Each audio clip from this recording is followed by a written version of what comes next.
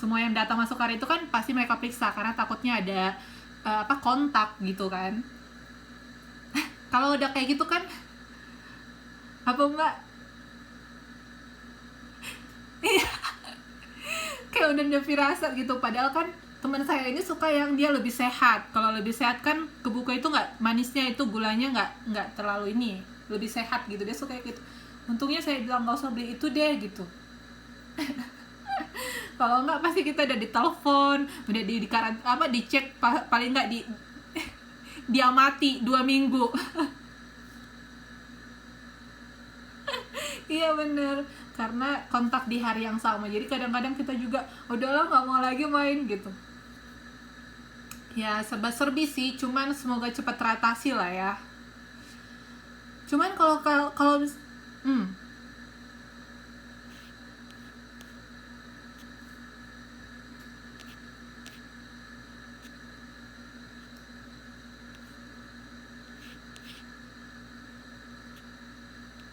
mhm,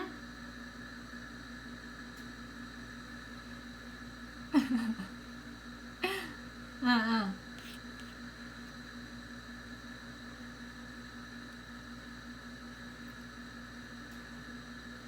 Bener, bener, bener, bener.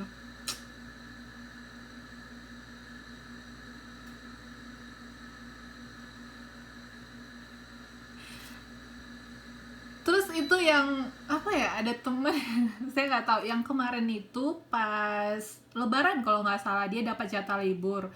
Terus di situ kan mulai banyak booming ya kasus. Terus dia nggak dikasih sama majikannya balik rumah. Dia bilang kamu di luar dulu 2 minggu gitu, terserah mau kemana aja.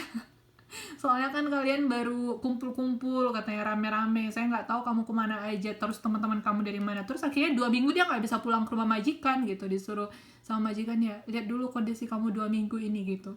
Kan kasihan kan, misalkan kayak gitu pasti dipotong gajinya, nggak mungkin agennya mau bayar dia 2 minggu nggak kerja gitu.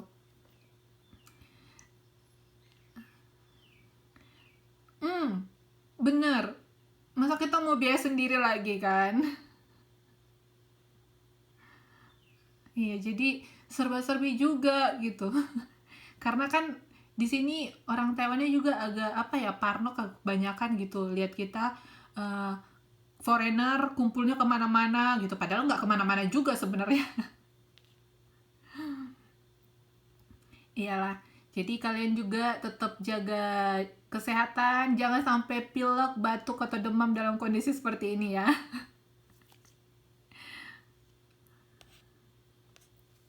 Oke, yang gimana mbak?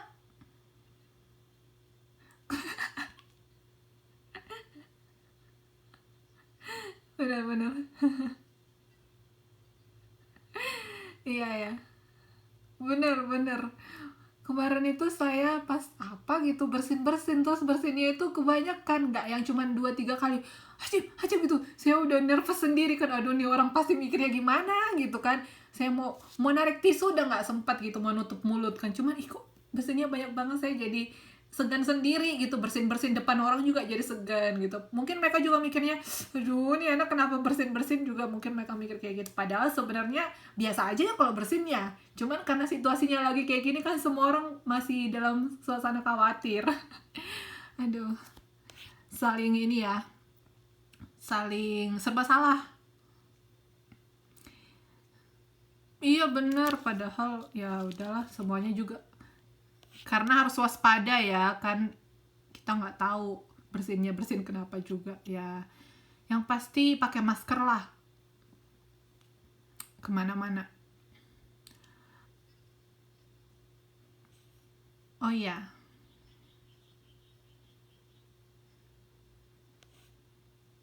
Hmm.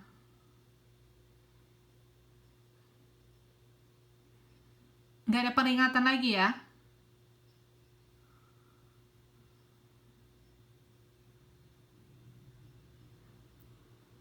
Hmm. Hmm. Hmm. Hmm. Hmm.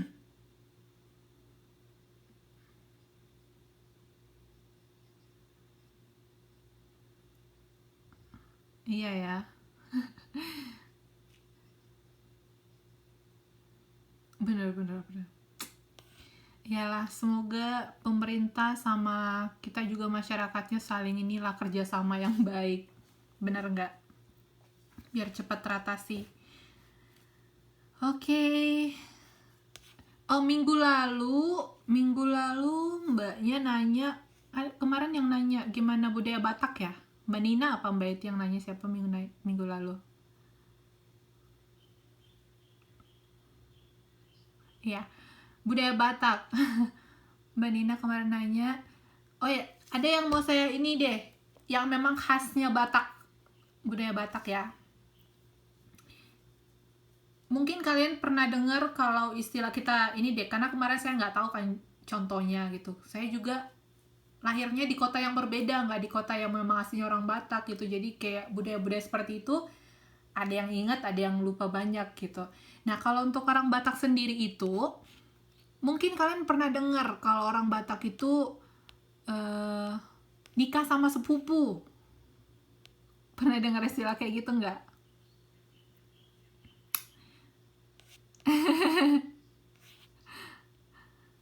Dari mana? Kapan dengarnya?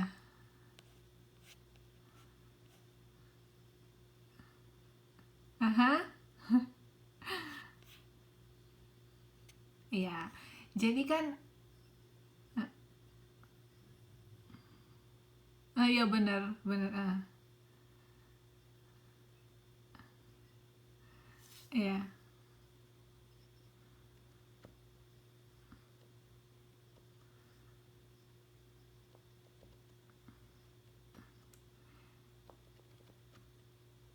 iya,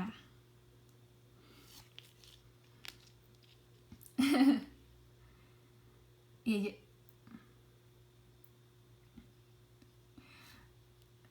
iya. Jadi sampai sekarang itu masih ada. Dan jadi kan kalau misalkan orang Batak ini kita ada marga ya.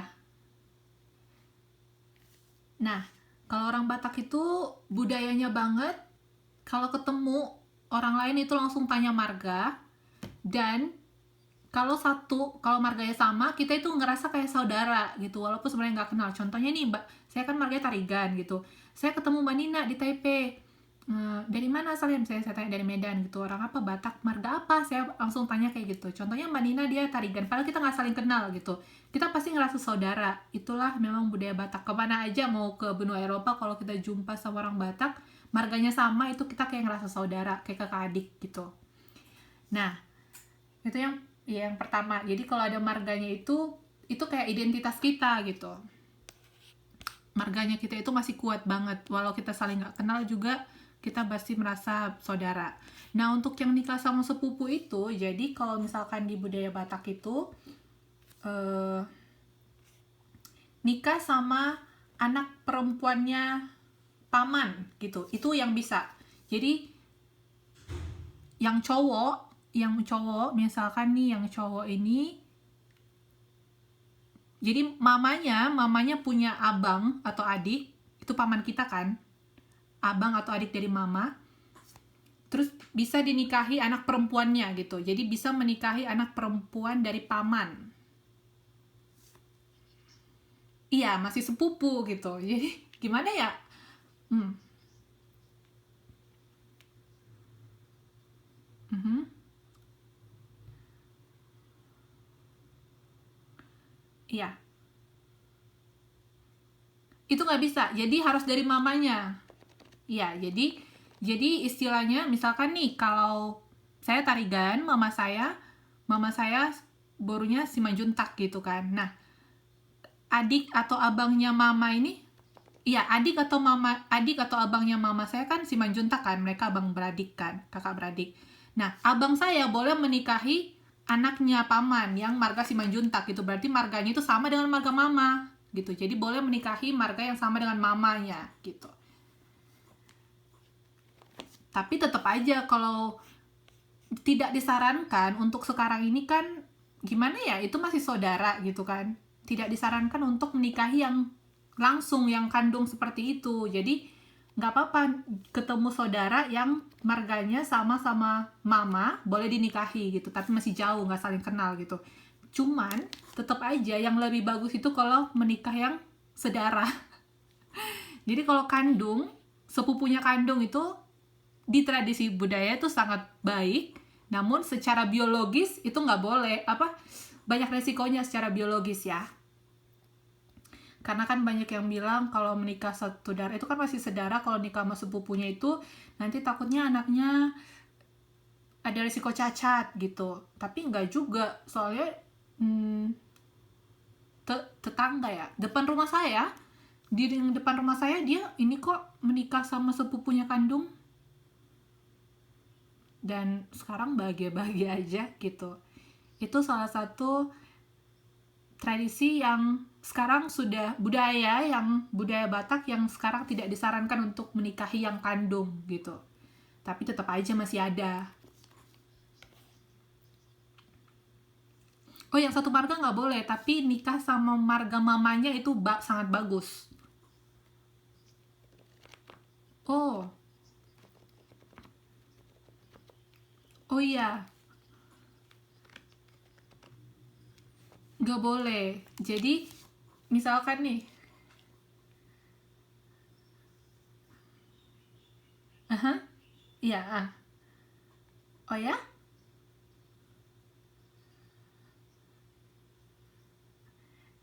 si tahu tahu Song Joong Ki ya.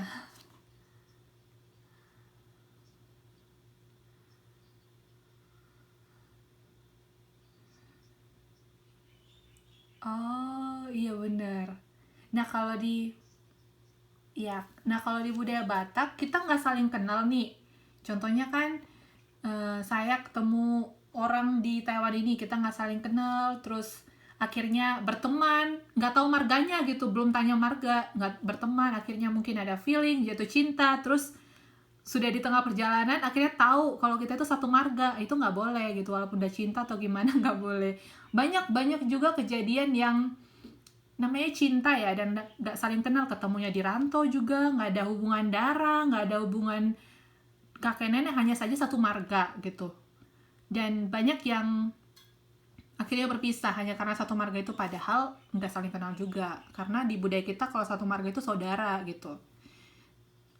hmm, iya.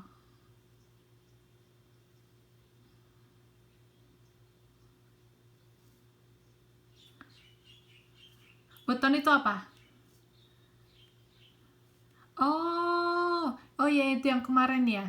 Iya benar-benar. Oh iya benar begitu.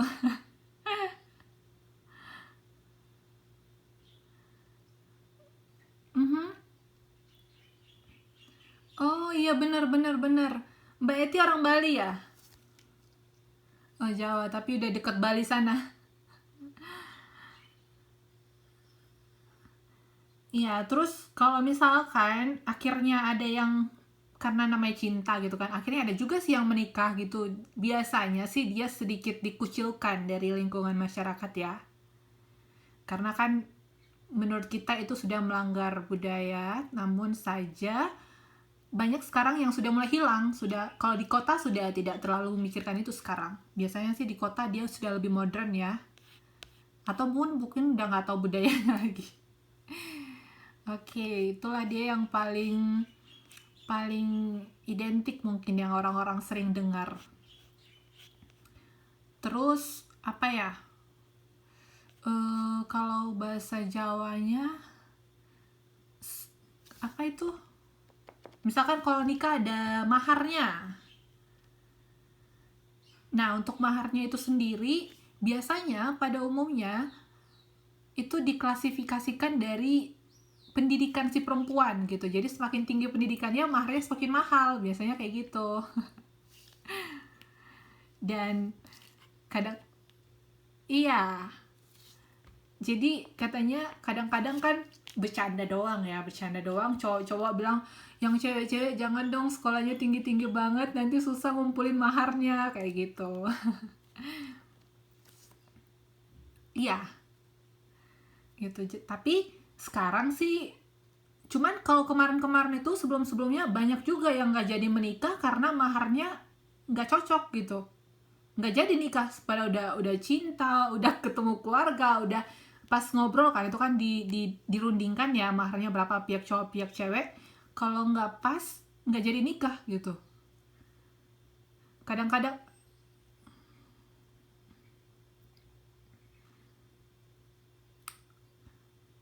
buat acara hmm, buat acara pernikahannya mbak. Iya, biaya resepsi, pakaian seragam cewek, emasnya dan segala macam. Terus itu kan nanti kalau di budaya kita itu ada dikasih untuk pamannya, ada dikasih untuk dari pihak laki-laki, keluarga-keluarganya gitulah. Iya, jadi semuanya sudah ditotalkan untuk biaya pernikahan kayak gitu istilahnya. Iya, iya. Benar-benar. Mhm.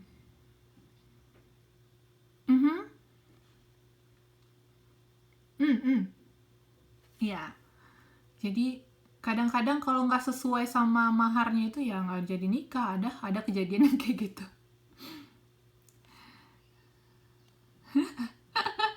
Padahal harusnya bener. Apalagi apalagi kalau sekarang kan banyak kritik ya, kalau nikah itu nggak usah yang besar-besar gitu. Kadang sampai minjem duit sana sini biar pesta mewah gitu. Sederhana aja, yang penting bahagia. Nanti setelah menikah kan uangnya bisa ditabung gitu ya.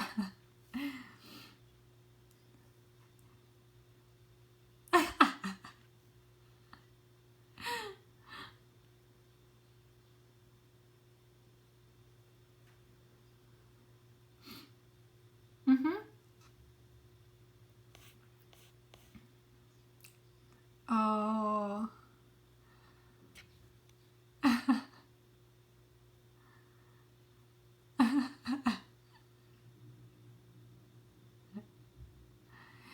benar-benar,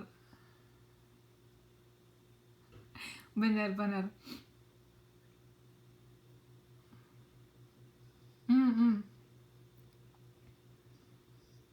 benar-benar. Harusnya sih sesanggupnya aja ya.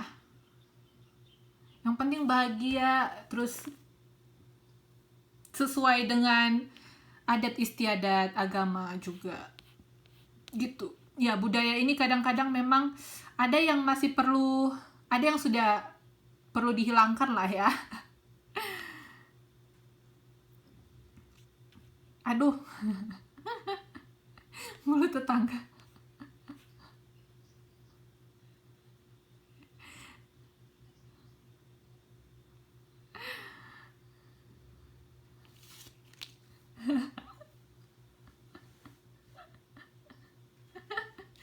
Ada-ada aja.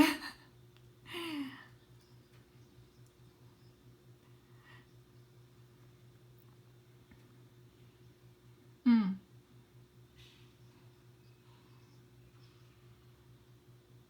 aduh.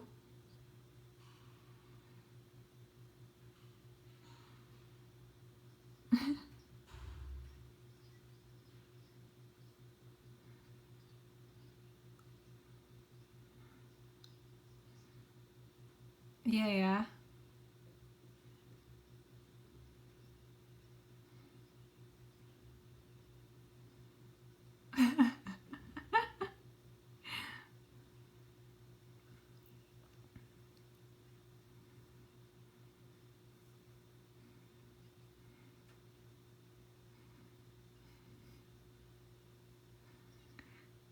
Jadi nggak seikhlasnya ya.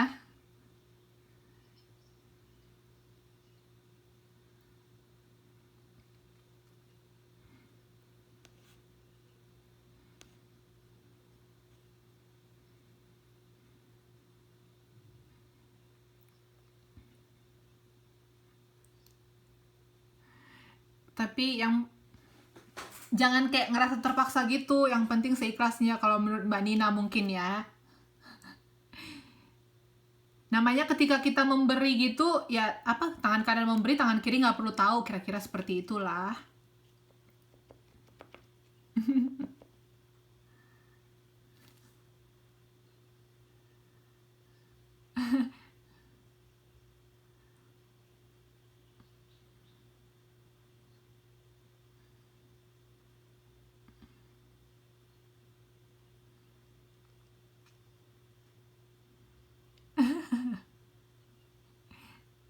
Iya benar. Iya, saya pernah dengar juga itu.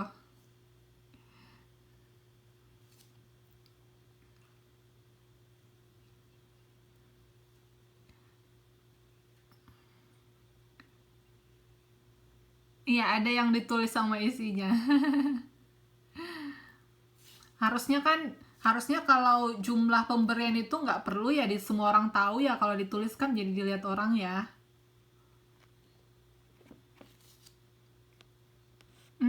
Iya iya iya iya iya.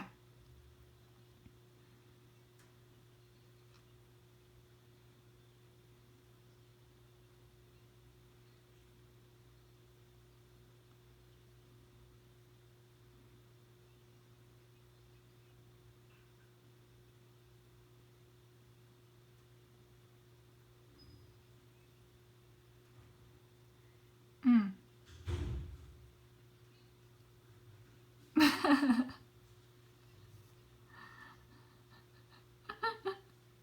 ribet ya. Aduh.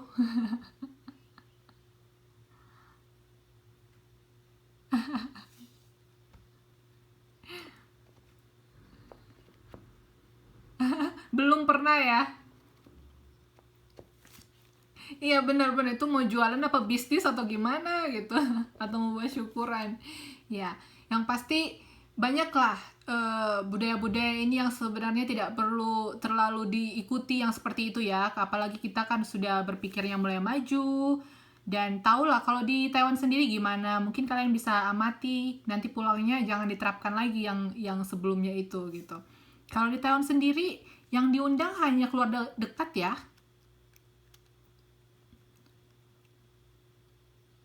Hmm. Iya bener.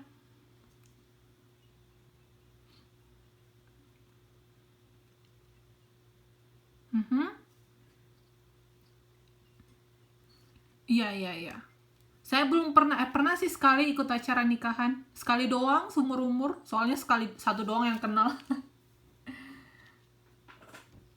Iya, di sini kan jarang orang yang nggak diundang nggak boleh dateng gitu.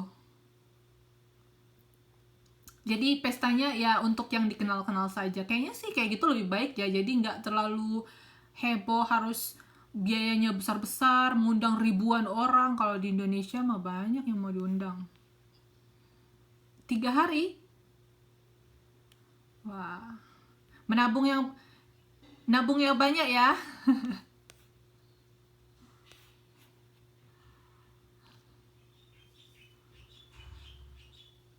Oh iya.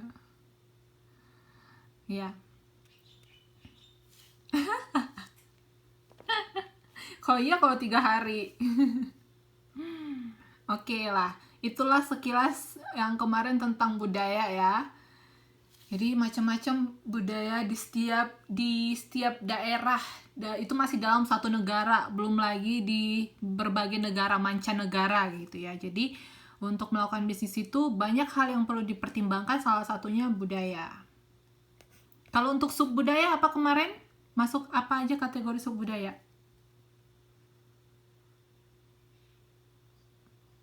Hmm. Mhm. Oke. Okay. Aha. Oke. Okay. Umur, pendidikan, ya. Ya, jadi perlu diperhatikan sub budayanya juga. Oke, okay, jangan lupa. Nah, kita masuk ke modul 7, kelompok acuan dan keluarga. Oke, keluarga itu kelompok yang terdiri dari 2 orang atau lebih dengan ikatan perkawinan. Jadi kalau belum ada ikatan perkawinan nggak usah ngomong-ngomong jadi keluarga ya. Ada ikatan perkawinannya. Nah, kalau rumah tangga merupakan struktur yang terdiri dari anggota yang terkait dengan keluarga dan semua orang yang tidak terkait yang berada dalam suatu unit tempat tinggal. Jadi ini dikatakan kalau mereka tinggalnya satu unit tempat tinggal itu masuk ke kategori rumah tangga. Nah, Dibedakan menjadi dua bagian, rumah tangga biasa dan rumah tangga khusus. Kalau yang secara umum kita tahu rumah tangga aja ya. Nah ini dalam modul ini dikatakan dibagi dua. Rumah tangga biasa itu seorang atau kelompok yang mendiami sebagian atau seluruh bangunan fisik dan biasanya mengurus kebutuhan sehari-hari bersama menjadi satu. Kalau rumah tangga khusus itu orang-orang yang tinggal di asrama, di panti asuhan, dan lembaga pemasyarakatan yang pengurusan kebutuhan hari-harinya dikelola oleh lembaga. Contohnya juga kelompok orang yang in the cost itu yang berjumlah 10 orang atau lebih, itu mereka masuk ke rumah tangga khusus. Kalau kalian saat ini tinggal di bareng majikan ya, ada yang tinggal ini nggak di asrama?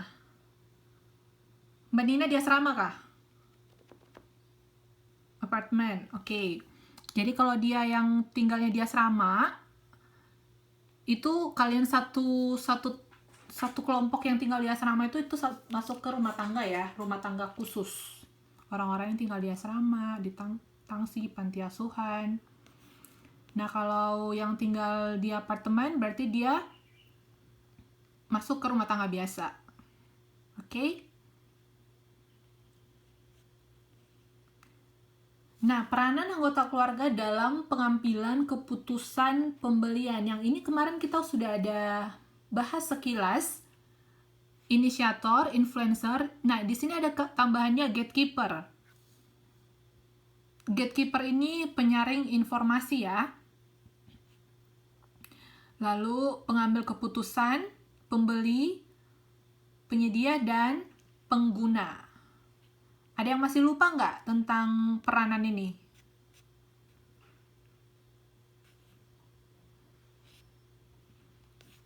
Masih lupa? Tapi kemarin kan udah dibuat contohnya ya? Kan Mbak Eti kemarin juga ada buat contoh loh. Tapi masih lupa? Wah.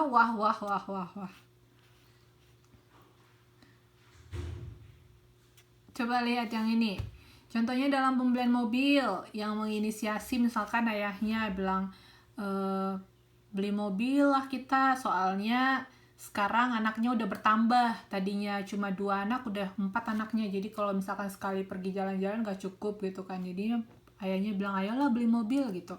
Lalu anaknya yang cowok itu udah SMA, dia udah lebih paham tentang mobilan, jadi dia yang pengaruh, ya kemarin aku ada lihat di TV yang ini baru launching produknya dan ini dari produk Jerman bla bla bla, lebih irit dan lain-lain. Mungkin anaknya yang lebih mengetahui informasi lebih banyak dibanding ayahnya. Biasanya anak cowok ya suka ini mobil-mobilan. Nah dia yang mempengaruhi, akhirnya mereka mencari informasinya bersama-sama. Penyaring informasi, gatekeeper, ayah dan anaknya tadi, mereka yang cari informasi bersama-sama, mungkin pergi ke beberapa showroom untuk mengumpulkan informasi dan menyaring informasinya. Lalu setelah informasinya terkumpul, yang mengambil keputusan itu ayah. Akhirnya oke, kita deal beli yang brand apa? BMW contohnya gitu. Lalu dibeli dan dibayarkan dengan duit ayah, menggunakan duit ayah gitu kan. Jadi pembelinya ayah ya, peranannya.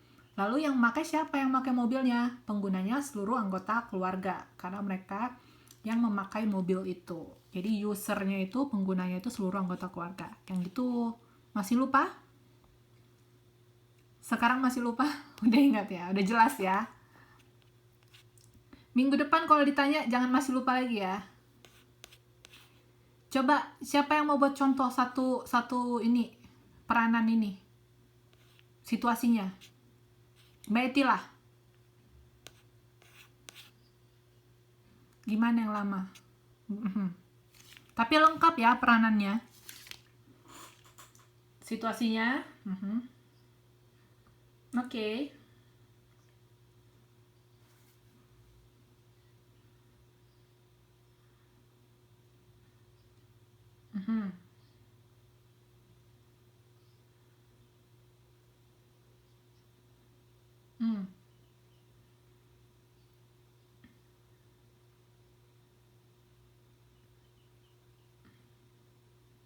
Mbak Eti sebagai apa? Dijelasin dong. Oke, bagus. Inisiasi, oke.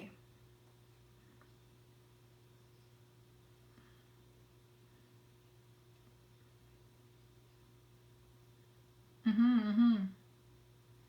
Oke, oke, bagus.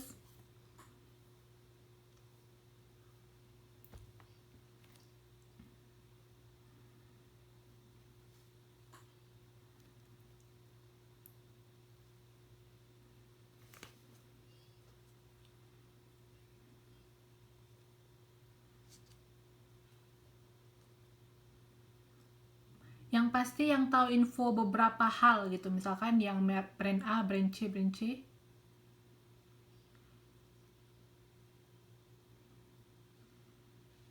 Mhm.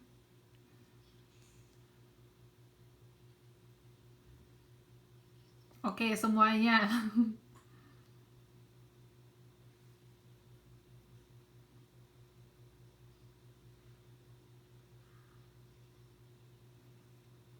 Oke, bagus.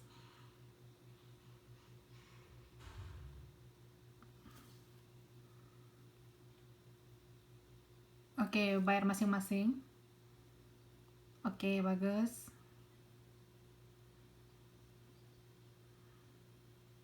Oke, ya. Ya gitu ya. Jadi ingat aja, dalam sehari-hari juga itu terjadi ya kadang-kadang, kita beli ini dong, janganlah Mbak beli itu sehari-hari yang Mbak Eti contohkan ini kehidupan sehari-hari kita. Hanya saja kita sekarang mau mengetahui peranannya, oke? Jadi kalian tahu dari situasi tersebut siapa yang inisiator, siapa pengaruh. Ya, di sini kita mau menekankan peranannya. Ya, benar. Tapi kita mungkin jarang memperhatikan peranannya ya. Di sini saya mau menekankan untuk peranan kita sebagai konsumen. Nah, sekarang kan kita belajar keluarga ya. Gimana sih peranan ibu atau Anda yang sebagai ibu dalam pengambilan keputusan dalam keluarga? Dalam pembelian apa ibu dominan? Biasanya ibu kalian atau siapa yang sudah jadi ibu di sini biasanya beli apa sih? Lebih dominan pembeliannya apa? Apa Mbak? Mhm. Mhm. Contohnya apa Mbak Nina?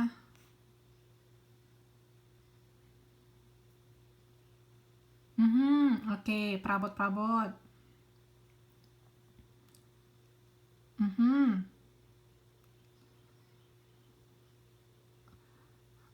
Oke.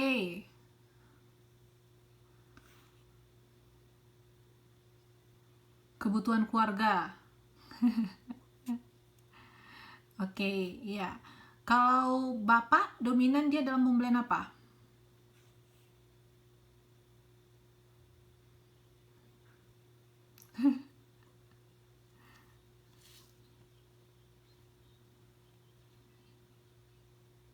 Oke.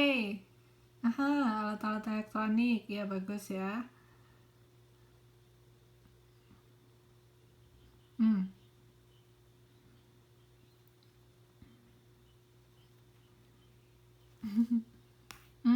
Oke.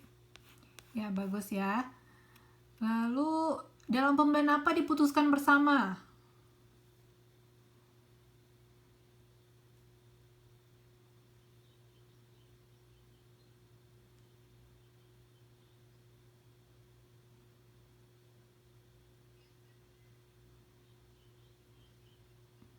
Mhm. Oke. Ya, jadi kalau di Mbak Nina dalam sehari-hari untuk makanan, menu makanan biasanya mereka akan putuskan bersama. Kalau teman-teman yang lain dalam keluarganya mungkin apa sih yang biasanya diputuskan secara bersama-sama?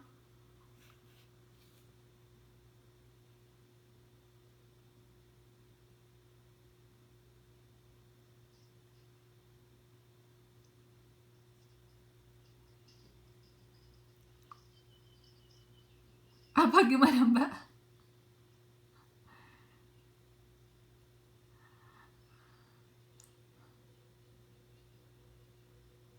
Kalau kalau ayah ibu biasanya mereka kalau yang diamati Mbak Dirga.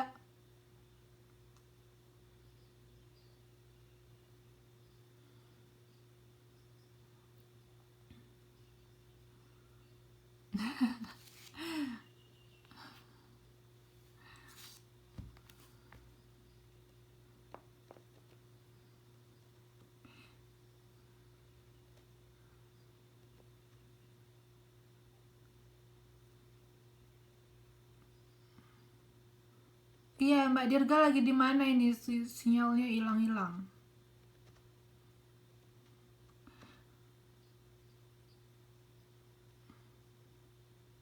Mhm. Mhm.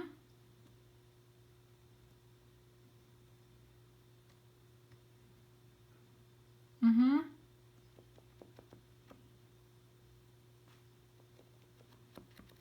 Oke.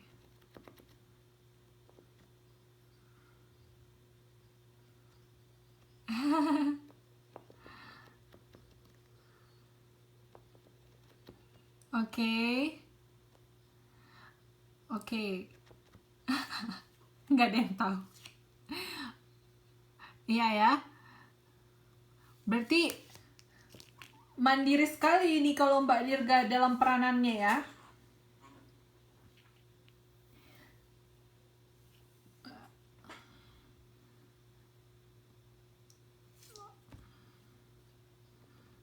Oke, berarti kalau untuk contoh Mbak Dirga dia lebih eksklusif.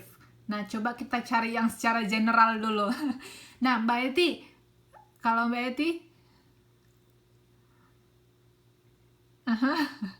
mhm,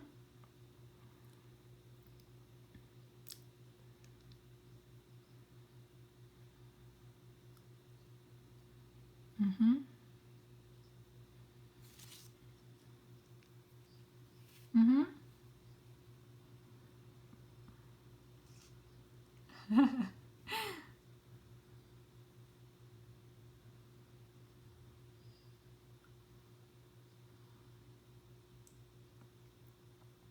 Oke, semuanya ikut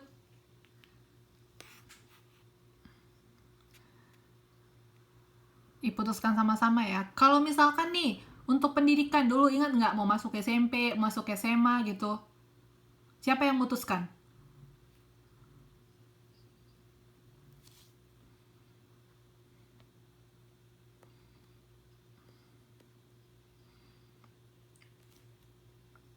Oke.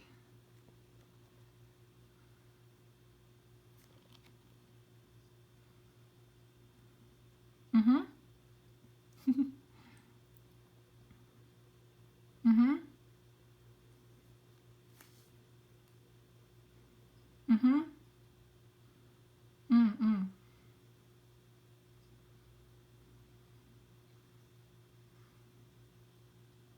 Mendukung? Mhm.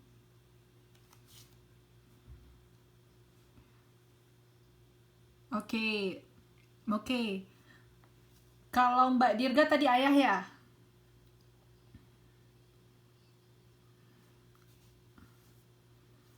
Oke, berarti sampai SMP diputuskan bersama. Kalau Mbak Nina? Oke, kalau Mbak Nina gimana untuk pendidikan?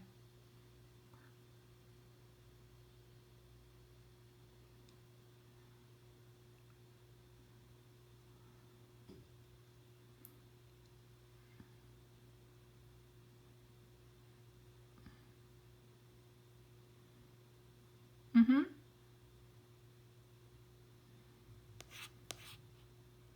Mhm.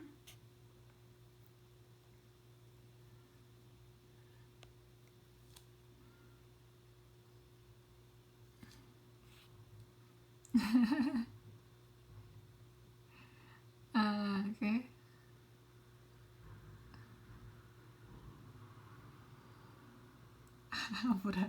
Enggak lah, sekarang kan udah sukses juga. Oke, ya.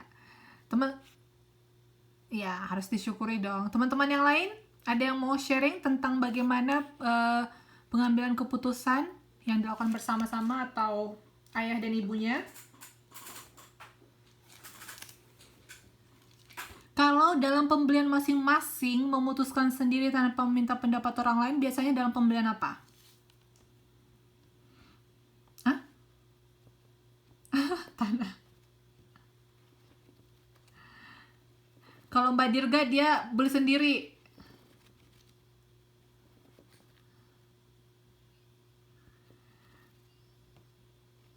Oke, Mbak, satu-satu Mbak Eti.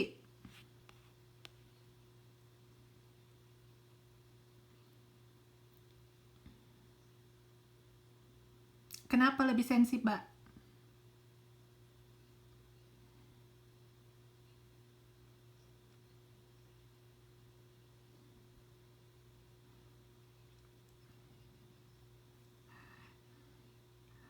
Yang nggak kerja keras.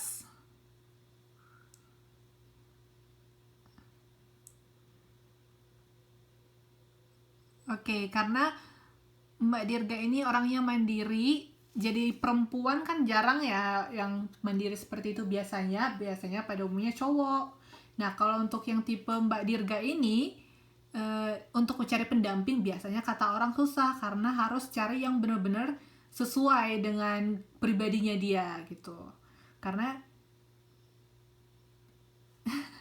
ya pasti ada lah itu nanti, atau mungkin mungkin diturunkan sedikit ininya Mbak, apa kriterianya, egonya.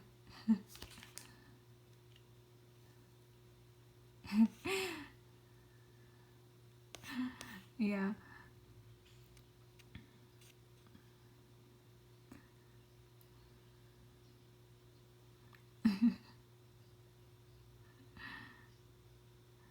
padahal kan harusnya mau laki-laki mau perempuan ya nggak perlu dibedakan ya. Kalau misalkan anaknya mandiri ya mandiri aja, harusnya seperti itu ya. Kalau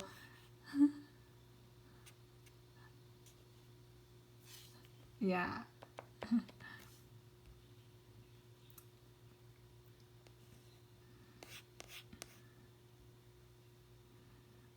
iya benar.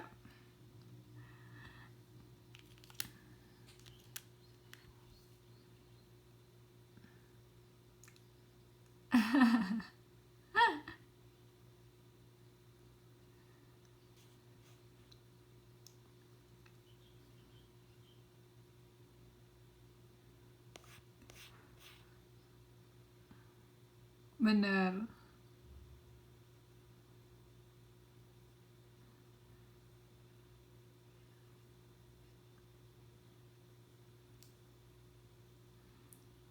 Benar, harus panjang sabar lah ya menghadapi perempuan-perempuan mandiri ini.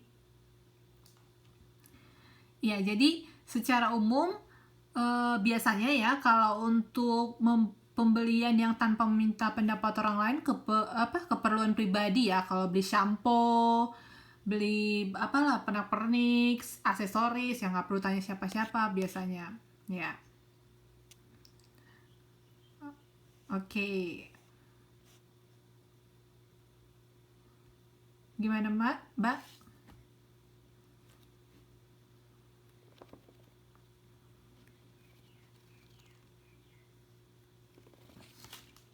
Hmm, hmm.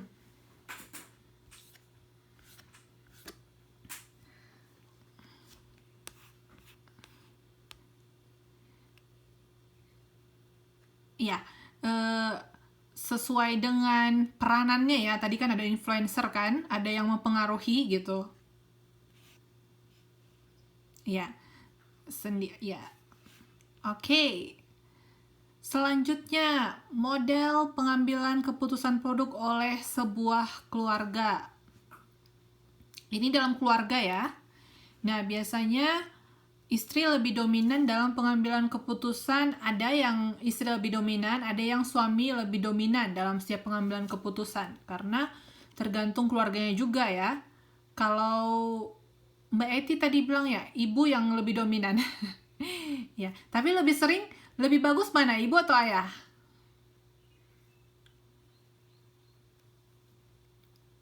Ibu kan biasanya perempuan pintar ya mengatur keuangan dibanding cowok pada umumnya, walaupun sebenarnya tergantung pribadinya juga. Cuma secara umum kalau ayahnya yang mengatur keuangannya biasanya lebih boros katanya.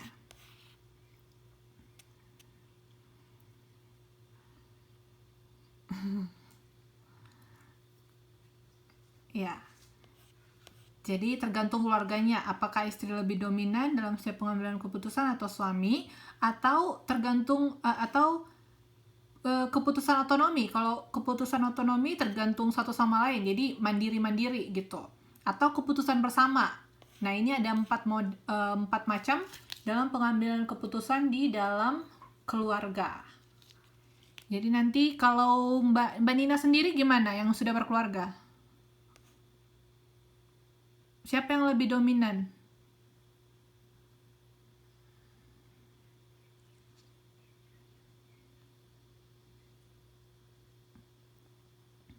Lebih ke Mbak Nina?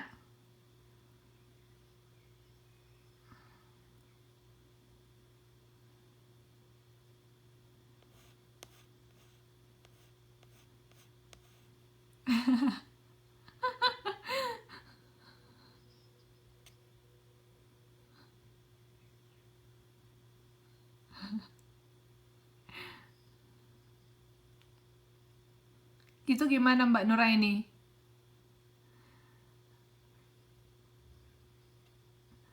Mbak Nuraini udah menikah ya? Gimana sih Mbak Eti jawabnya udah, orangnya jawab belum.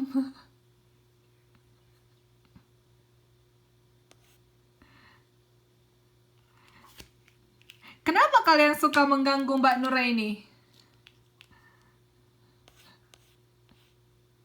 Huh.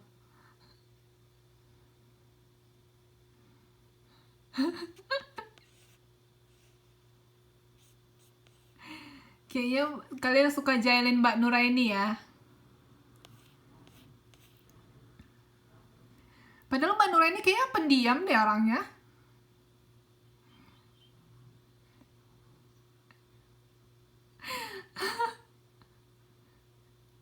Aduh.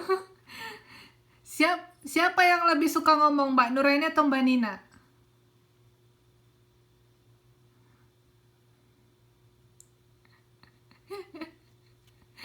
Ada aja. Kalau di kelas saya yang paling suka ngomong Mbak Nina, jadi saya pikir Mbak Nina yang paling suka ngomong.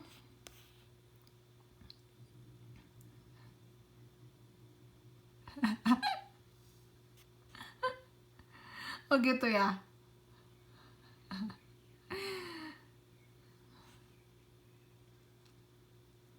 Oh iya benar.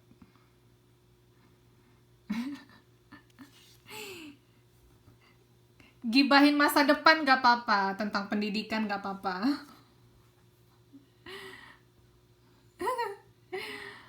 Oke, sekarang kita masuk ke sosialisasi anak sebagai keluarga. Ini gimana keluarga sosialisasi dengan anak? Nah, menurut Soham, Rose, dan Bekir itu ada tipe orang tua. Yang pertama orang tua dengan kemajemukan. Nah, tipe orang tua yang seperti ini, dia mendorong anak untuk mengekspresikan ide. Jadi lebih kayak memberikan anak kemandirian, seperti itu. Orang tua konsensual, mendorong anak mencari keharmonisan, tapi mereka dipengaruhi oleh ide-ide dari anak-anak mereka. Orang tua protektif, orang tua ini percaya bahwa ibu tahu yang terbaik. Jadi kalau orang tua protektif ini lebih kayak keputusannya itu dari ibu ya, dari orang tua ya, kayak ibu tahu yang terbaik gitu, jadi keputusannya dari dia. Nah, kalau kalian sendiri lebih dominan ke yang mana? 1, 2, 3. Kalau yang kedua ini in between, apa? Ibu dan anak gitu. Siapa yang protektif? Mbak Nuraini? Oh, oke. Kenapa?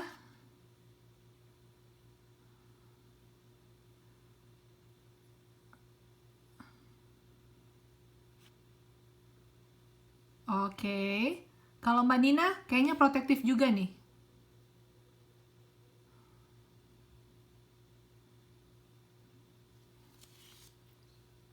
Mhm.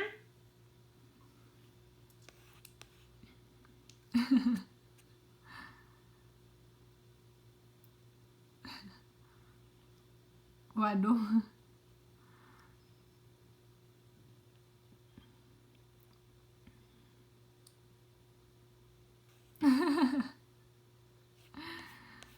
Oke, ya. Tapi yang pasti tipe-tipe ini ada plus minusnya ya.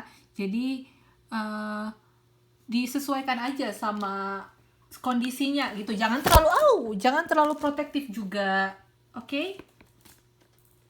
Biarkan anaknya berekspresi dan berpikir sendiri juga.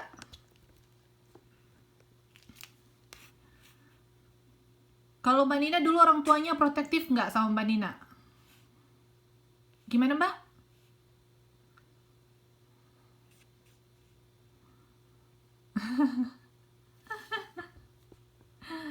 Enak nggak?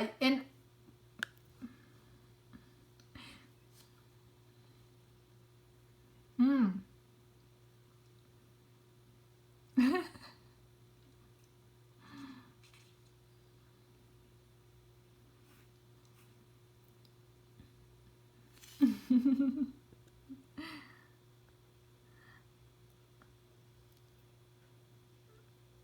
Hmm, hmm.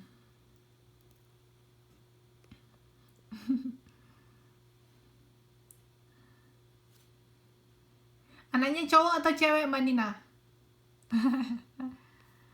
Oh, oke oke, iya ya.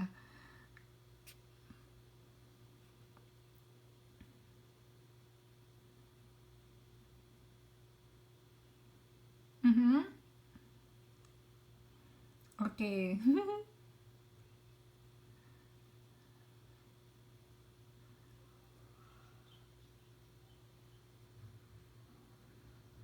Hmm.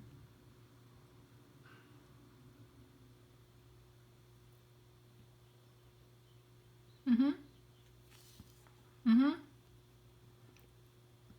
Mhm.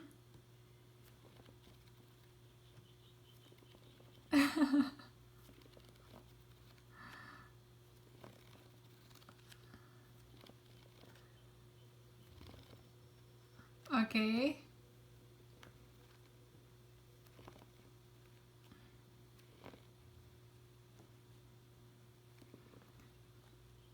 Ah, oke, ya. Oh, untuk tambahannya, kalau kadang-kadang kan kita memang kita sendiri juga bukan anak atau adik kita atau siapa gitu yang kurang tahu passionnya di mana. Kadang kita juga nggak tahu ya sebenarnya sih passion saya apa sih gitu. Coba aja di ini ada apa? Coba Google di internet, cari ada tes kepribadian. Jadi nanti setelah menjawab-jawab itu kita bisa diarahkan kita ini cocoknya ke bagian mana, cocoknya di field yang mana gitu. Jadi biar lebih dekat ke kepribadian kita sendiri gitu. Saya juga ada kemarin punya ponakan, dia baru lulus SMA, dia nggak tahu mau kemana, bingung gitu. Jadi ya jadi saya saranin untuk ikut tes itu gitu.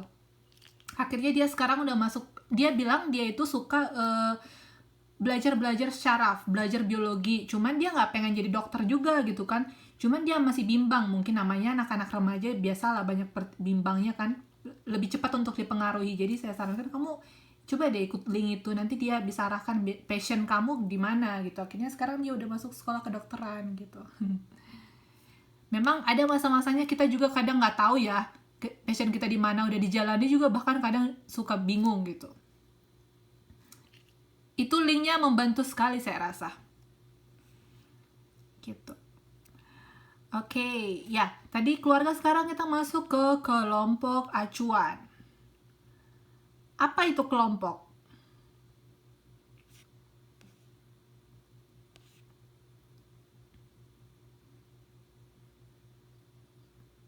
Ya, kumpulan dari dua orang atau lebih yang saling berinteraksi ya.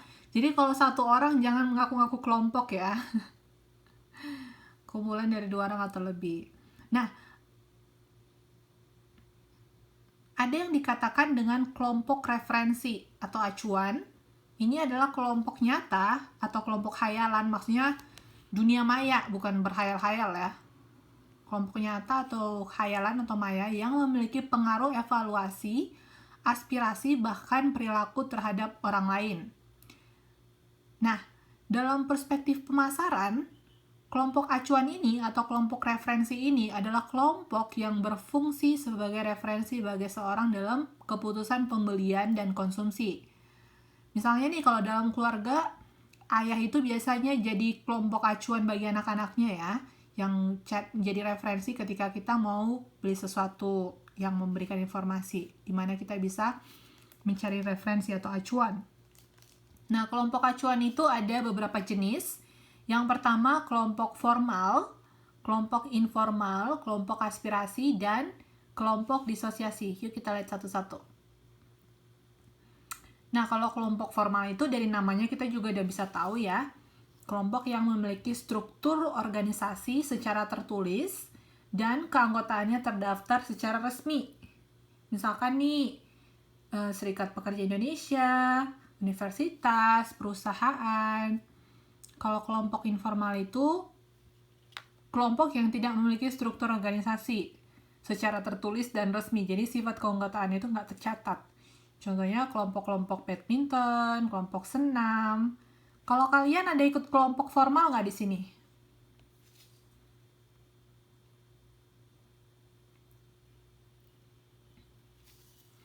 Oke, Himas ya.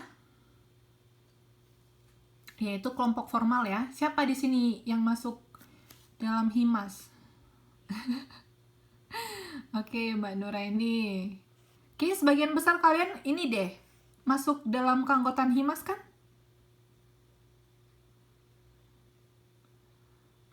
Ketuanya Mas Bagus. Oh, Mas Bagus nggak masuk hari ini. Coba saya absen dulu ya. Mana ini? Coba saya absen dulu.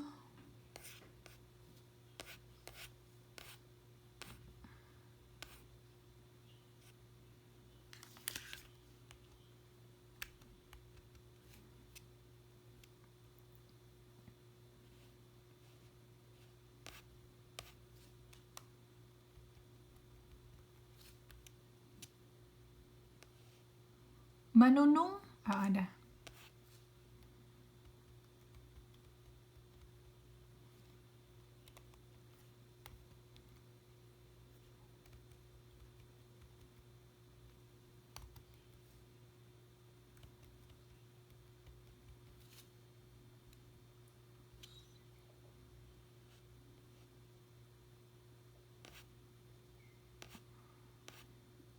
Yang hadir berapa orang? 13 ya?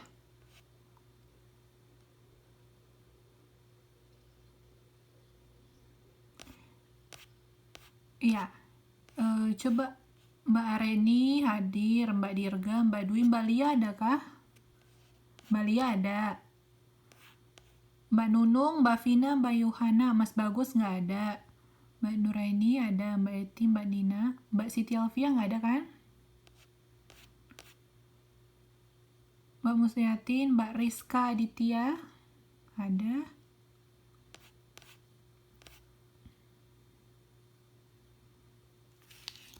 Siapa satu lagi nggak hadir? Yang tidak hadir berapa orang nih? 3 kan?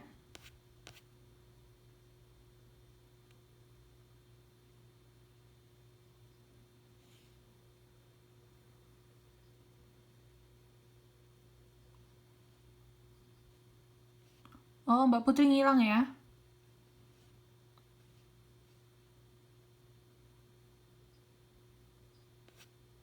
Apa Mbak? Mbak Eti bilang apa barusan? Oh, oke. Cuman Mas Bagus sama Mbak Siti Alfia. Oke. Yang lainnya hadir ya. Saya save dulu. Kemana Mas Bagus hari ini?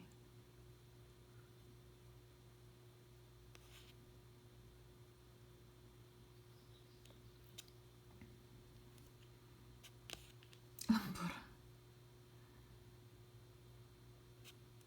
Oke, Mbak Lia hadir. Oke, Mbak Lia. Oke, kita lanjut. Tadi sampai mana ini? Ya, kalian yang pasti ada ikut kelompok formal ya. Himas itu juga salah satunya.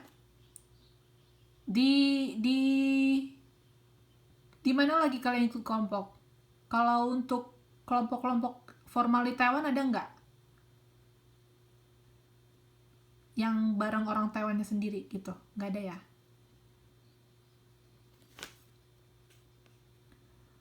Penerjemah itu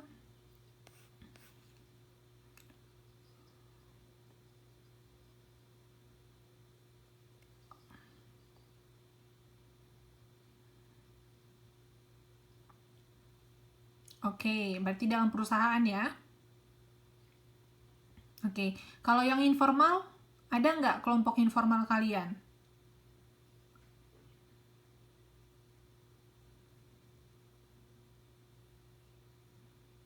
Oh iya,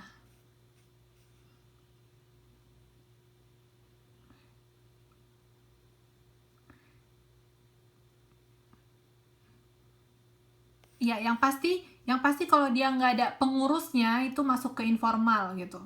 Itu ada pengurusnya nggak, Mbak? Ada pengurusnya nggak tadi kelompok daerah itu?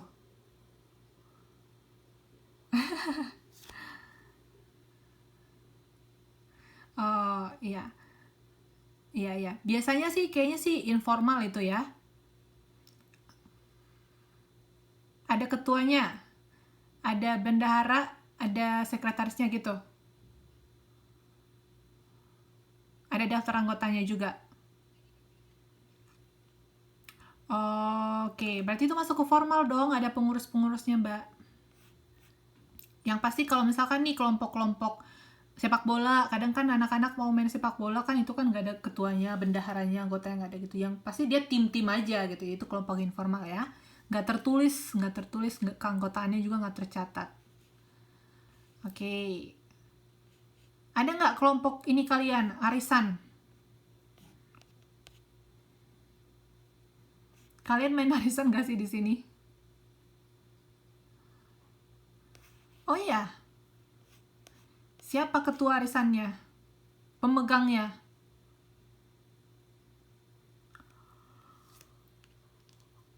Tapi kalau di Indonesia banyak kasus ya. Hmm, yes. Iya bener.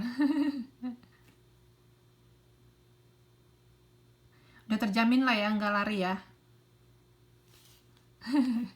Karena untuk kayak gitu kan, ini ya banyak banyak kita lihat kasus-kasus kan harus lebih hati-hati juga, lebih selektif milih keanggotaannya.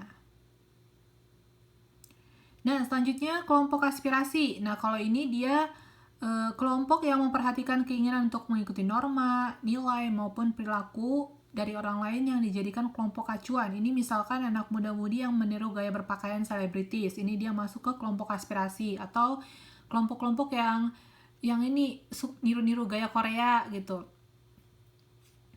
Kalau kalian sekarang ada nggak lagi mengikuti gaya-gaya selebritis?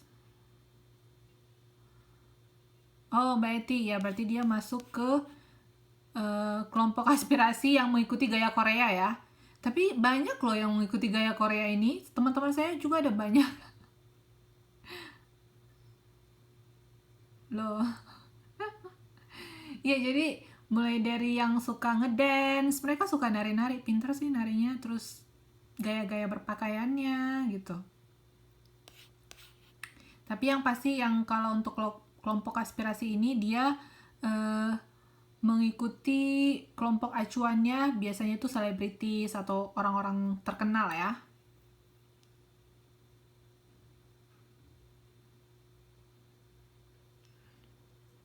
Iya, iya boleh. Hmm, bener, bener. Kalau kalian nggak ada yang niru selebritis saat ini atau influencer mana gitu? Saya ada teman sampai cara ngomongnya aja disama-samain sama ini yang mau dia ikuti gitu, gimana sih?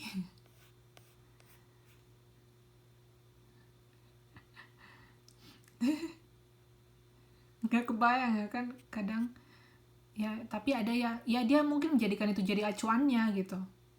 Nah, Apa? Atta Halilintar itu?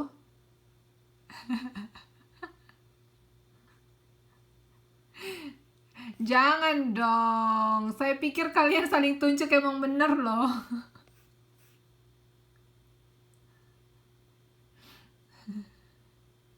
Jadi kalian kan yang sering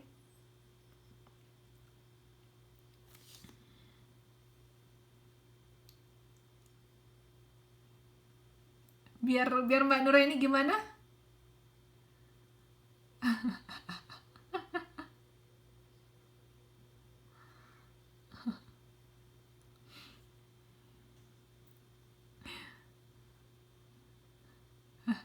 Ya ada. Mhm.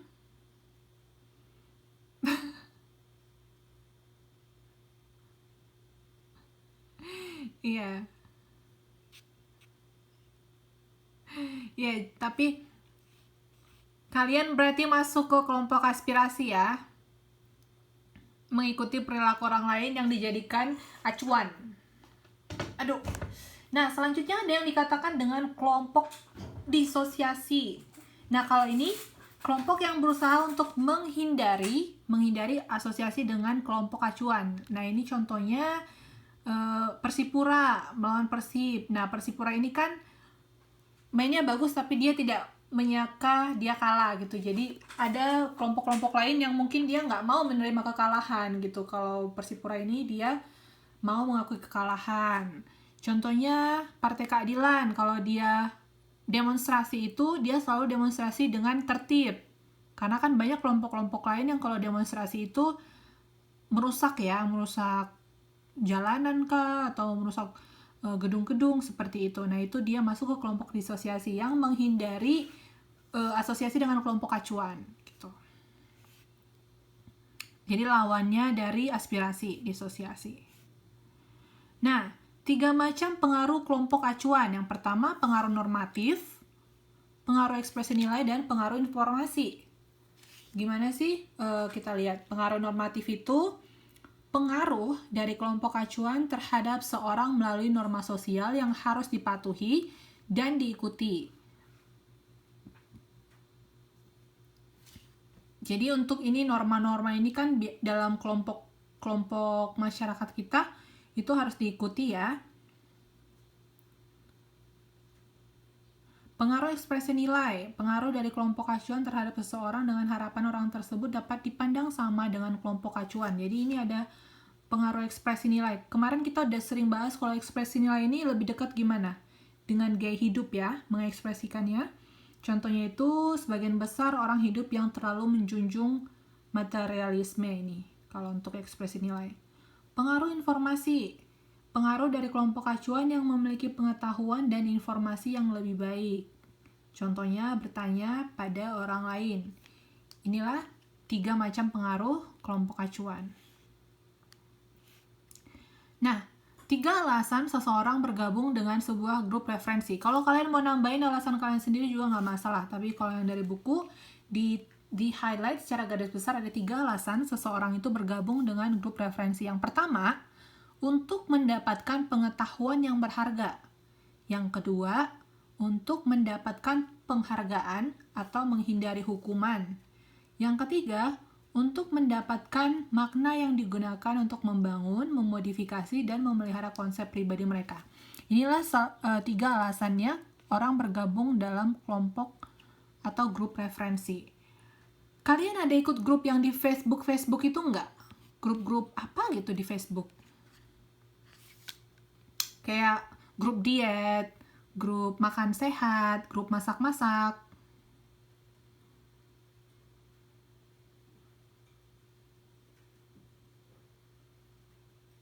Grup apa Mbak Eti? Yang Mbak Eti ikuti?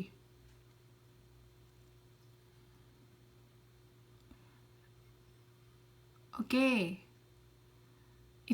Itu grup Indonesianya atau di Taiwannya? Itu di Facebook kah? Anggotanya berapa dalam grup itu, Mbak?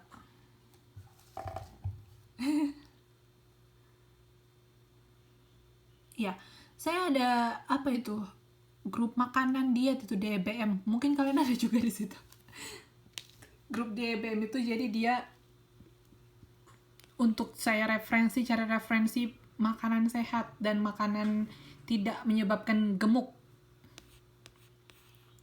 Nah, saya di situ gabung agar saya dapat pengetahuan. Dan juga yang nomor 3, mendapatkan makna yang digunakan untuk membangun diri sendiri gitu.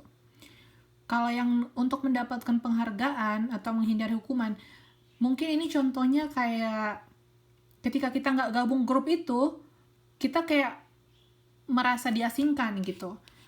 Misalkan grup-grup WA, ada kan grup-grup WA itu grup alumni gitu kan. Kadang mereka buat grup yang sebenarnya tidak terlalu informatif, hanya saja kalau kita nggak gabung di situ kan gimana sih nanti nggak dianggap, nanti dipikir sombong gitu.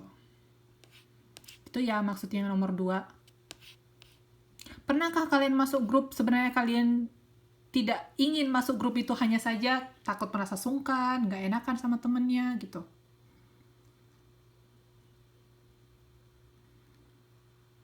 Grup kelas itu gimana?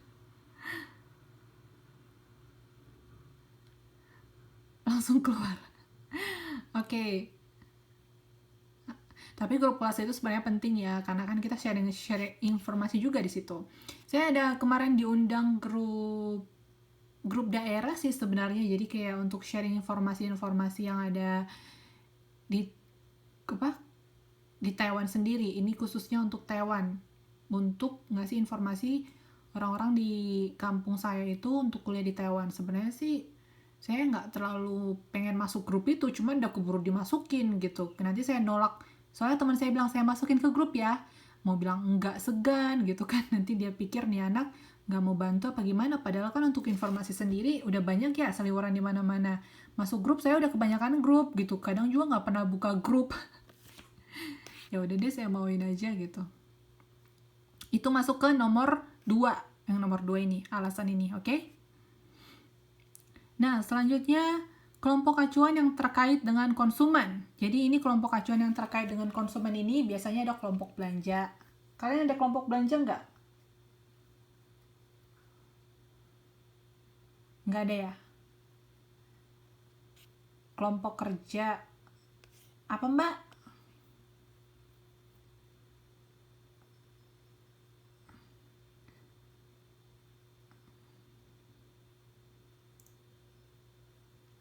Iya, iya.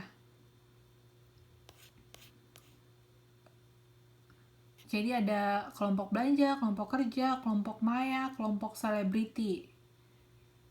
Kalau kelompok selebriti ini jadi misalkan nih fans Cristiano Ronaldo gitu masuk dalam satu grup yang dibahas outfit Cristiano Ronaldo gitu, terus dia lagi deket sama siapa, biasanya cewek-cewek kayak gitu ya, terus histeris gitulah karena dia ngefans ya.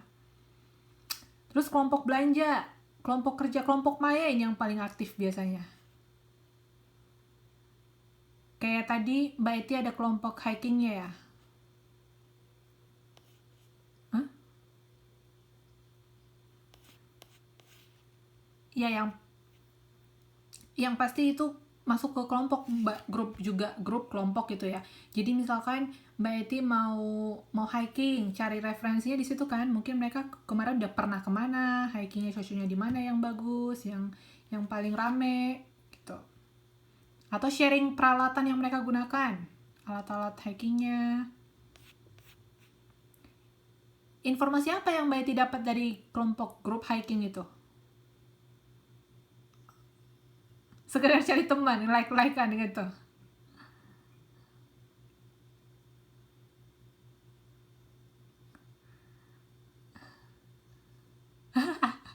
Nah, terus lanjut Mbak Eti.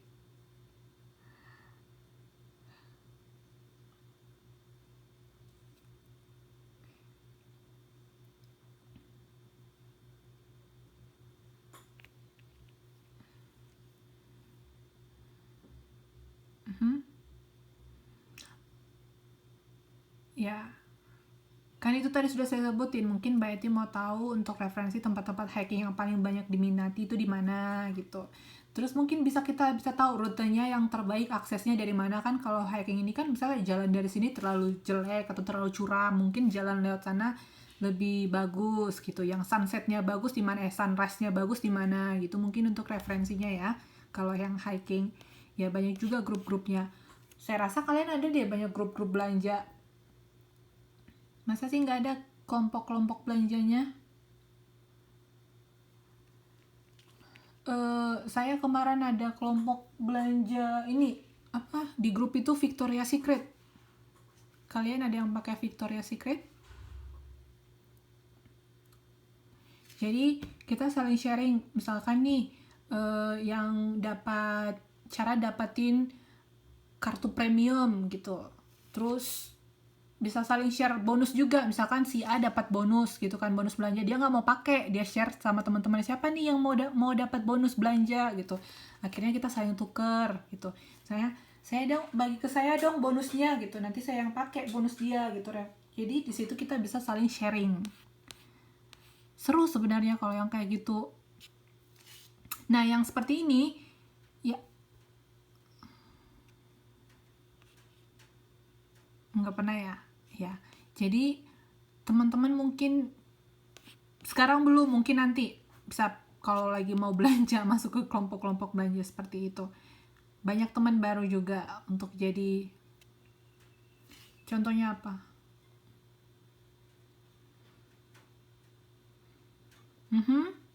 Itu boleh.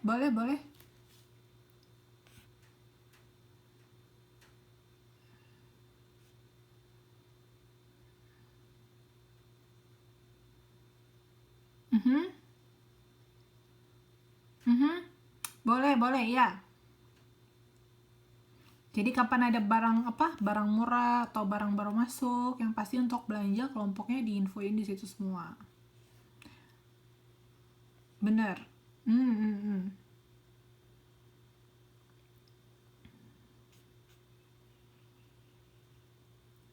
Job.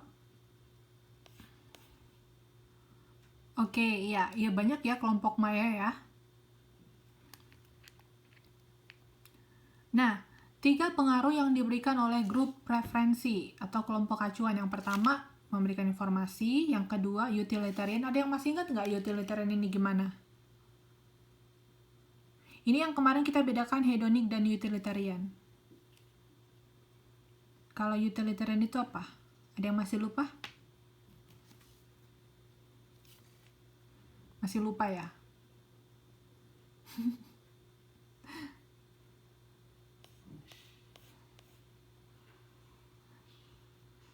Kayaknya nggak ada yang masih lupa deh ini. Coba, utilitarian itu maksudnya apa? Biasanya orang nanya kan, ada yang masih ingat gitu kan, jawabannya enggak. Kalau saya kan ada yang masih lupa, nggak ada yang jawab, berarti ingat semua.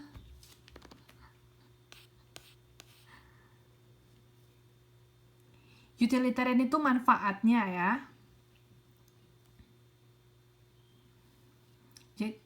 Ya.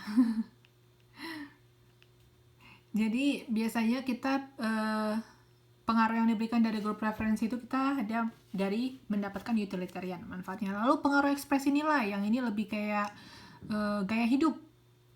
Jadi kita ikut kelompok-kelompok itu, grup preferensi itu biar mengacu ke gaya hidupnya, ekspresi nilai. Iya benar. Jadi gimana cara dia, kan ada tuh grup itu, tutorial apa gitu, gimana biar kita bisa berpenampilan seperti itu gitu. Ada grup tutorial juga. Nggak juga.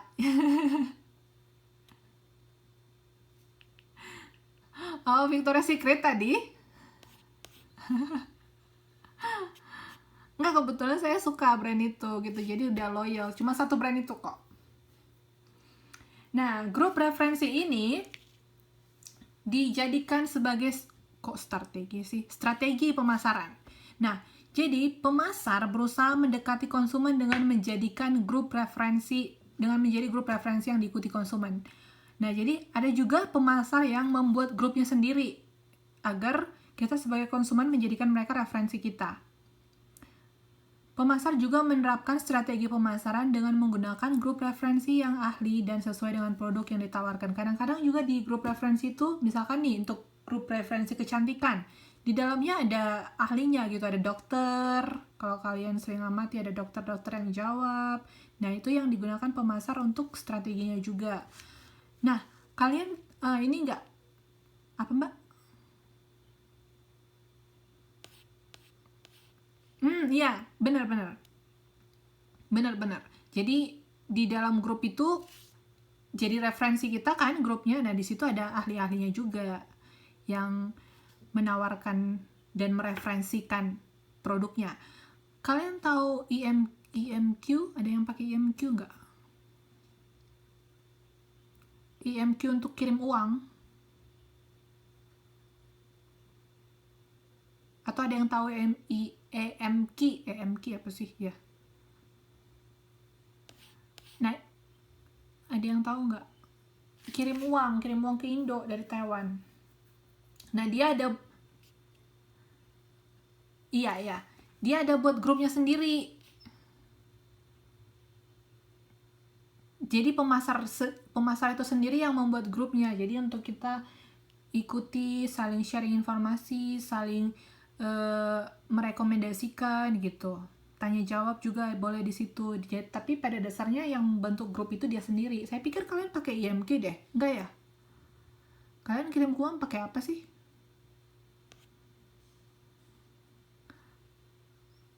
KeyPay. Itu ada grupnya nggak?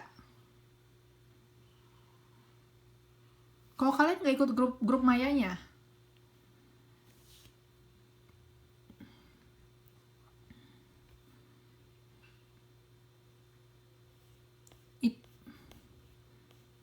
oke, ya. Selagi ada grupnya itu berarti dia pemasarnya itu mendekati konsumen dengan menjadi grup referensi. Oke. Ya, di situ mereka saling kasih info kursnya berapa atau ada promo kah hari ini. Itu biasanya pemasarnya yang infoin. Oke, kita masuk ke modul 8.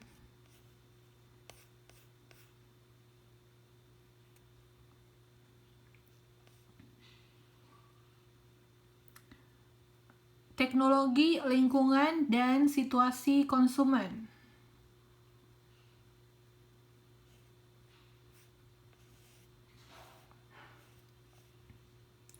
Apa itu teknologi menurut kalian?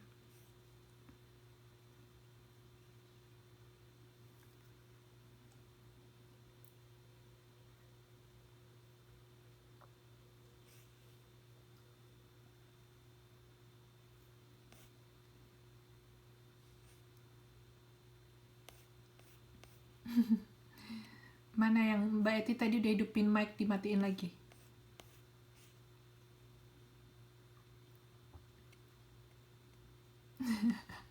Bahasa sehari-hari dong.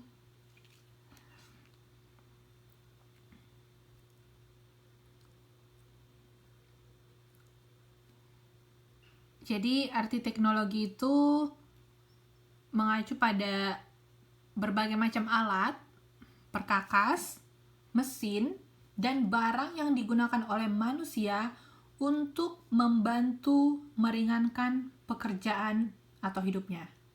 Nah, barang-barang tersebutlah merupakan output dari sebuah teknologi.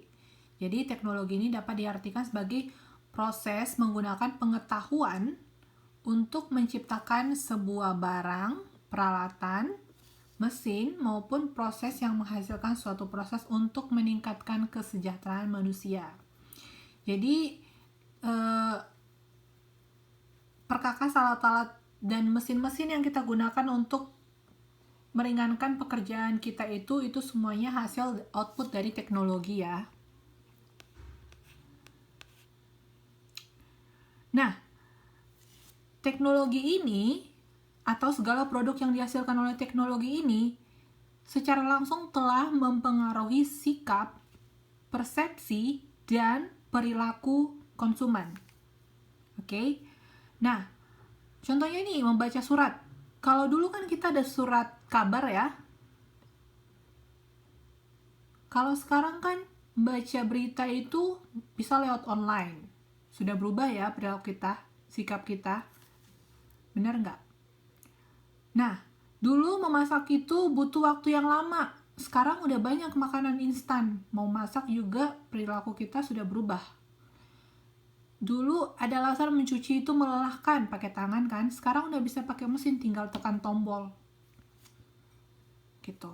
Jadi teknologi ini secara langsung telah mempengaruhi sikap, persepsi, dan perilaku konsumen. Apalagi contoh-contoh kalian dalam kehidupan sehari-hari yang telah dipengaruhi oleh teknologi.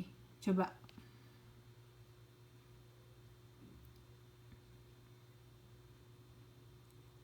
Yang dulunya bagaimana, sekarang karena sudah ada alat yang baru, kita jadi berubah gitu.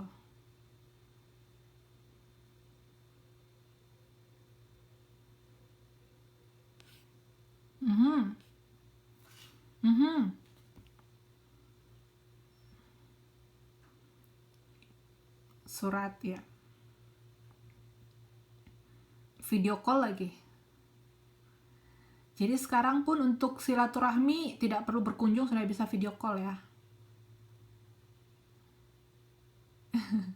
Oke.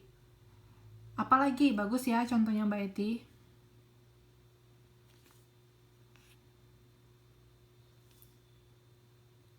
Apalagi ayo, banyak banget. Ayo dong disebutin. Kalau belanja, ya dulu kan kita harus pergi ke pasar, harus ada lagi pasarnya yang tutup jam 5 gitu. Apa tutup? Ya belajar juga. Sekarang udah online aja, belanja online 24 jam lagi. Apa Mbak? Gimana Mbak? Oh, ngambil uang. Ya, jadi sekarang nggak perlu datang ke counternya, nggak perlu harus jumpa tellernya di bank gitu. Udah boleh langsung klik-klik aja dari handphone, ya nggak? Dari pos boleh.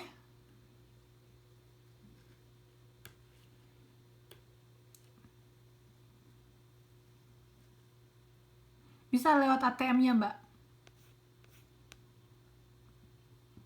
Benar. Ya, itu. Jadi, teknologi.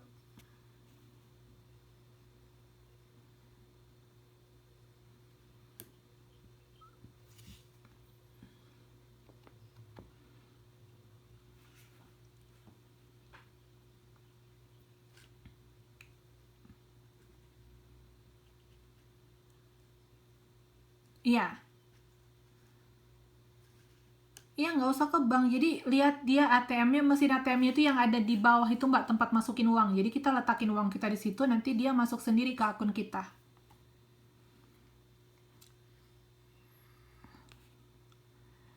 Sama doang. Ya, itu juga salah satu contohnya ya. Apalagi ayo yang karena teknologi. Banyak banget ayo disebutin lagi.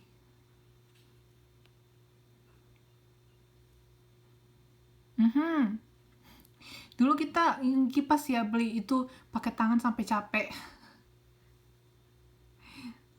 Sekarang udah ada yang portable lagi, kipasnya dibawa kemana-mana. Tinggal ngecharge-nya pakai apa? Nggak pakai baterai.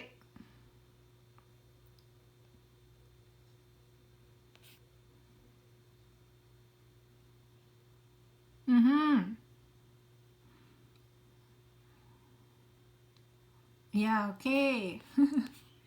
Ya, jadi bener, dulu kan nggak ada TV hitam putih juga ya. Dulu TV hitam putih gedenya nggak karuan. Masih ingat nggak TV yang gede itu ke belakang? Sekarang kan kalau TV itu LCD yang datar itu ya, tipis. Sekarang juga bahkan kita udah bisa nonton lewat handphone. Jadi kalau nonton dulu nonton duduk di depan TV, sekarang udah bisa kemana-mana, di jalan juga udah bisa nonton. Oke, jadi banyak sekali sikap, persepsi, dan perilaku konsumen ini yang dipengaruhi oleh teknologi ya. Nah, untuk sistem informasi teknologi itu ada smartphone, laptop, notebook, tab, sosial media. Dari sosial media ini apa saja yang kalian pakai? Yang ada di PPT saya ini apa saja yang kalian pakai? Ada berapa? Mhm. Hmm.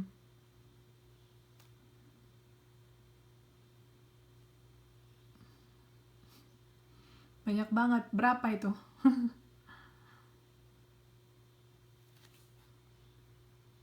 Fiber. Kayak sama kayak nelpon kayak WhatsApp juga sih sebenarnya.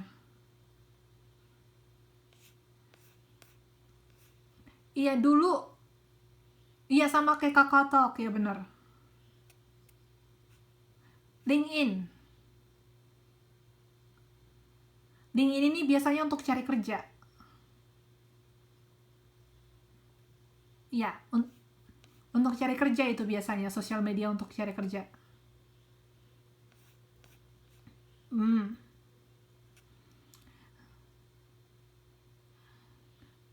Pinterest. Pinterest. T ya. Oh ini apa ini nggak tahu T. Berarti yang ada itu kira-kira sebanyak 1, 2, 3, 4, 5, 6, 7, 8, 9, 10. Saya ada pakai 10.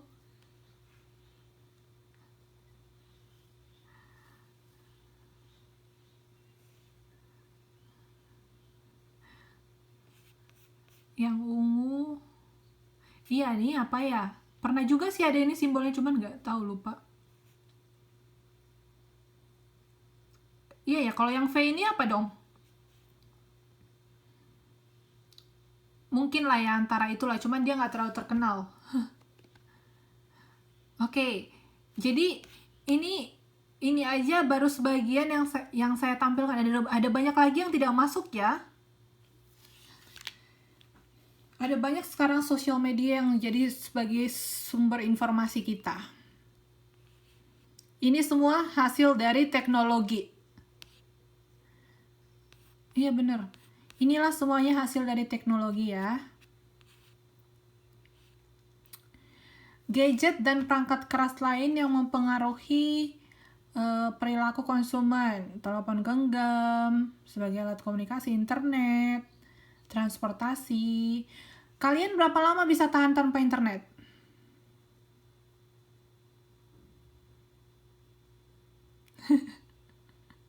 Berapa lama bisa tahan tanpa internet? Aduh.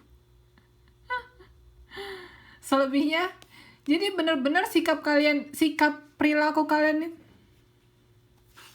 Aduh, gimana itu mati gaya?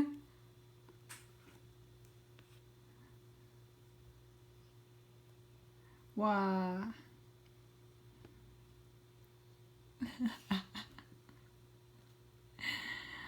Wah, wah, wah, wah.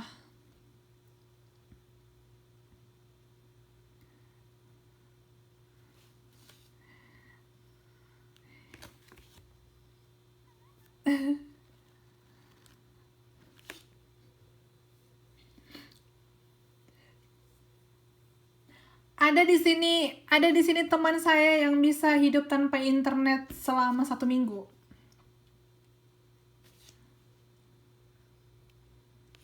Siapa?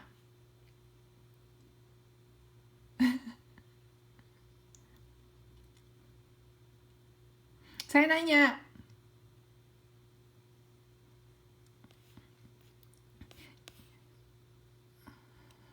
Hmm. Orang tua ya, mungkin kalau iya ya. Jadi kalau anak muda sekarang memang sikap dan perilakunya itu benar-benar dipengaruhi oleh teknologi ya. Kalian juga termasuk dalam generasi yang sangat dipengaruhi oleh teknologi. Buktinya nggak bisa hidup tanpa internet. Mati gaya kata Mbak Nina. Gimana Mbak? Oke. Ya ada lagi dulu siapa itu ya? Anak-anak masih anak-anak muda, anak-anak remaja bilang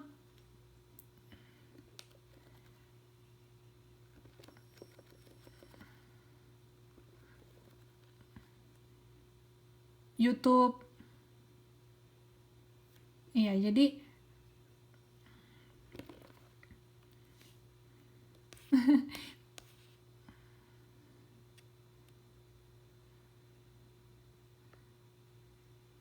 benar-benar. Jadi kalau dulu anak kecil mainnya main di luar ya main kelereng kah atau main apalah sama teman-temannya. Sekarang memang benar-benar dipengaruhi oleh teknologi.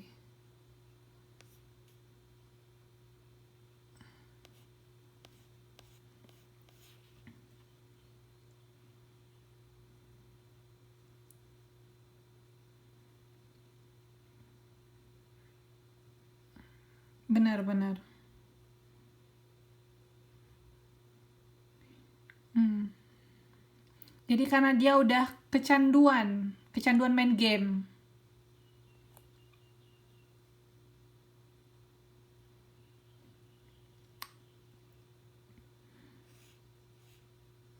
Iya, jadi sebenarnya teknologi ini kalau tadi dari rincian yang kita dengar itu untuk memudahkan, membantu, tapi sebenarnya ada plus minusnya juga ya. Sikap-sikap kita juga ya diikuti yang positifnya aja lah gitu. Sebenarnya sih teknologi itu tidak melulu membantu dari yang deskripsinya tadi hanya saja yang kita lihat kasus-kasusnya anak-anak yang sudah main game matanya rusak gitu, terus anak-anak yang jadi kecanduan gitu ya, itu semua hasil dari teknologi sebenarnya. Yang pasti kalau gitu perlu dikontrol ya, apalagi masih anak-anak kan jadi korban teknologi itu sangat bahaya, mereka belum tahu apa-apa soalnya. Ya coba kita lihat ini, kalau dulu untuk alat komunikasi sebelum ada telepon genggam sekarang sudah ada, itu mempengaruhi perilaku kita. Sekarang udah tinggal bertelepon. Nah, kalau untuk transportasi, kalau dulu kan apa? Zaman dulu banget kalian transportasinya apa? Mungkin dulu sepeda ya, naik sepeda ya, zaman-zaman di kampung. Angkot, ya benar. Sekarang kan sudah banyak seliweran, sudah ada LRT, MRT gitu, pesawat. Sekarang kemana-mana antar kota juga sudah booming naik pesawat. Coba kita lihat, oh yang ini, pengguna internet secara per negara ya. Yang paling tinggi itu penggunanya China, karena dia juga negaranya besar. Indonesia masuk urutan ke-6 pengguna internet. Ini datanya tahun 2013 sampai 2015. Taiwan mana Taiwan? Nggak masuk ya. Taiwan mungkin kecil ya negaranya, tapi yang pasti di sini internetnya sudah cepet ya, semua di mana-mana ada internet. Ya, bisa jadi, atau karena masuk ke Cina boleh, atau karena memang negaranya kecil, jadi secara ranking dia masih di bawah. Yang pasti Indonesia masuk nomor 6, baru Filipina ya nomor 13. Oke, ya. Jadi inilah negara dengan internet user top 25 negara nih di seluruh dunia. Kalau Indonesia dari tahun ke tahun meningkat ya. Dari 72% dari tahun 2013, tahun 2018 sudah 123 juta ini. Kalian jangan jadi netizen yang barbar dong, malu kan, kemarin masuk berita lagi. Masa? Yang pasti jadi pengguna internet yang ini dong, yang santuy, bahasa sehari-hari. Oke, coba kita lihat produksi penumpang penerbangan domestik. Yang ini domestik ya, jadi dalam kota itu tahun 2007 data 2007 sampai 2014 itu peningkatannya signifikan penggunanya, karena sekarang mulai tahun 2007 itu sudah banyak pengguna pesawat domestik. Jadi antar kota itu biasanya kan pakai kereta api atau pakai kapal laut, sudah banyak pengguna penerbangan. Oke, ini juga hasil dari teknologi. Jadi mau dari antar kota itu cepet. Kalau naik pesawat lebih cepet ya. Dari Medan ke Jakarta kalau naik laut, kapal laut itu 3 hari 2 malam. 3 hari 2 malam, kalau naik pesawat cuma 2 jam. Jadi teknologi ini memang benar-benar mempengaruhi. Oke, berapa jumlah grup WA yang kalian ikuti? Grup-grup di WA. Banyak. Berapa banyak kira-kira banyaknya itu, Mbak? Lebih dari 10. Wow. Itu grup apa aja sih? Lebih dari 10.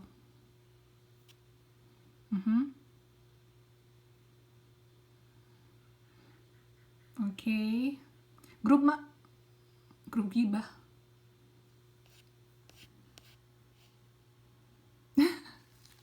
Grup mana yang paling aktif di grup yang kalian yang ada itu? Aduh, kenapa grup gibah? Kalian ikut ini dong, grup menulis atau grup informasi lomba, grup kalau ada sesuai dengan bidang kalian aja gitu. Kan banyak sekarang grup-grup menulis. Ada nggak kalian suka menulis? Di Taiwan banyak loh grup menulisnya. Kalian ada yang suka menulis di sini? Mungkin bisa masuk ke grup-grup yang seperti itu, yang bisa memberikan informasi-informasi yang bermanfaat. Jangan cuma gibah, ya kan Mbak Nina? Nah, apakah anggota setiap grup bertemu secara rutin?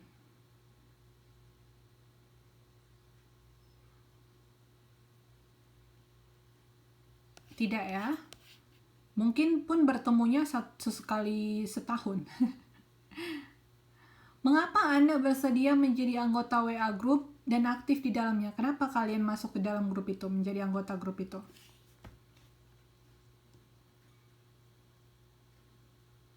Grup yang kalian ikuti saat ini, sekarang yang ada.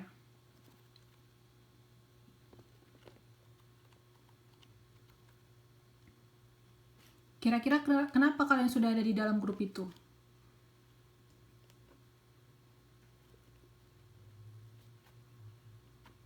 Untuk silaturahmi ya. Apa Mbak? Oke. Berarti kelompok belajar berarti ya Mbak Nina ya? Asik ya. Ada juga untuk silaturahmi. Apa Mbak? Ya, jadi yang pasti banyak sekali dari teknologi ini yang mempengaruhi sikap-sikap kita sebagai konsumen, mengubah persepsi kita dan juga perilaku. Oke, ada banyak manfaatnya, sebenarnya mempermudah, hanya saja dalam kehidupan nyatanya banyak juga sisi negatifnya gitu. Yang pasti dibuat balance lah, jangan kebanyakan negatifnya. Harusnya kita bisa memanfaatkan sisi positif dari teknologi itu dengan baik. Untuk minggu depan kita lanjutkan ini modul 8B ya. Modul 8 di lingkungan dan situasi konsumen, dan modul 9. Itu untuk pertemuan terakhir kita. Untuk PR-nya PR nanti malam saya upload, bisa diakses di LMS. Oke. Sejauh ini ada yang mau ditanyakan?